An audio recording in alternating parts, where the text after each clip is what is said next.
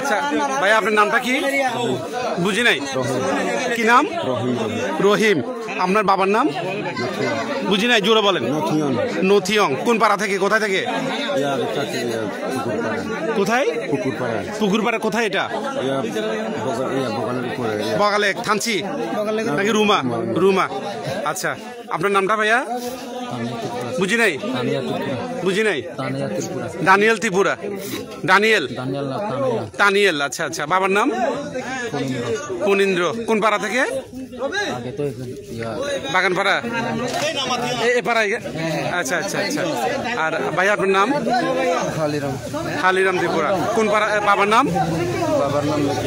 বুঝি নাই। মেকিয়া।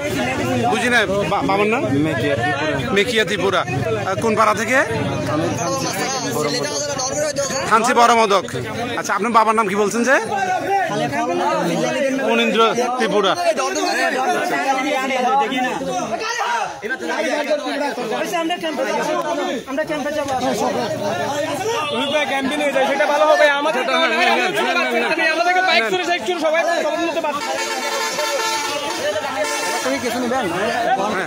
ভাইয়া একটু বলেন তো কি হয়েছে ঘটনাটা, একটু আমাদেরকে বলেন। একটু কথা বলেন। অস্ত্র বলতে তেমন কিছু ভাইয়া ভাই কি বলেন তো ঘটনা কি হয়েছে? আমরা যখন ওখানে ঘুমাইছিলাম, হঠাৎ দরজার মধ্যে ধাক্কা দিছে, তখন আমি ভয় পাইছি, দরজা খুলতেছিলাম না, হঠাৎ কোন যেন দরজা ভাঙ্গা লাঠি দিয়া আমারও বাইর করছে। তারপর আমার বাইর করার সাথে সাথে আমার ওখানে একটা ছবি ছিল, এটা দিয়ে আমার আমার বউর অনেক মারছে ভাই। তারপর আমার বউর ছেড়ে দিছে, আমারও বাইন্দে চোখ বাইন্দে হাত বাইরে নিয়ে গেছে। এমন মারছে। ওদের হাতে কি অস্ত্র ছিল? ওদের হাতে একটা চুরি ছিল। আর কিছু দেখি না, আমার চোখ বন্ধ করে ফেলছে হাত। ও আচ্ছা আচ্ছা আচ্ছা আচ্ছা। তো আপনি কিভাবে রেহাই পাইছেন?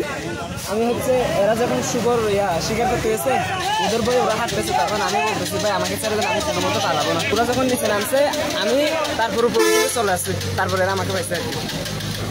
কোথা থেকে পাইছে আপনাদের? এটা কি পাহাড়ের নাম আমি জানি না, অনেক দূরে নিয়ে গেছে। আপনার নামটা কি বলবেন? আব্দুল খালেক। আপনার বাবার নাম? বুঝি নাই। মোহাম্মদ শফিক। শফিক। গ্রাম? বদুজিরি। আচ্ছা।